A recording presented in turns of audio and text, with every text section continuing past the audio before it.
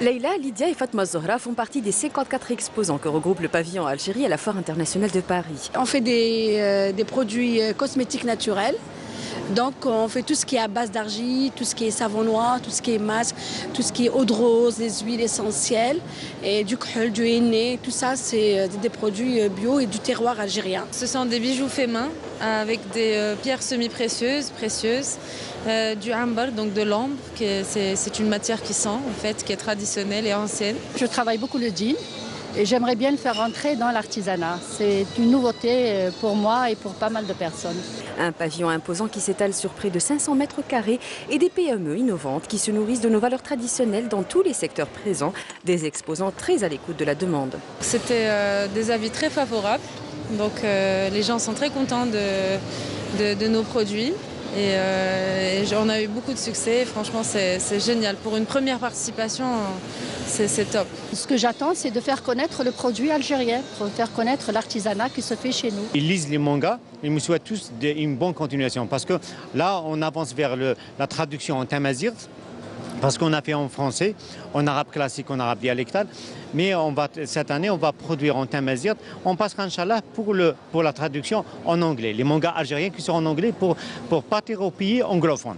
En fait, c'est la première fois qu'on est vu, et la deuxième fois qu'on est venu ici pour le phare.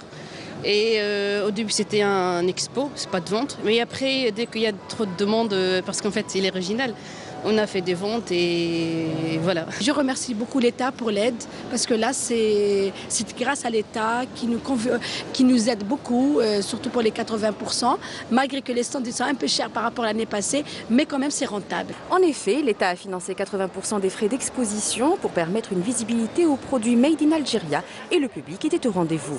Justement, quand j'ai appris qu'il y avait beaucoup d'exposants algériens, j'ai dit, ma femme, on fait un petit tour pour vérifier. Eh bien, je suis très content. Ça me plaît beaucoup.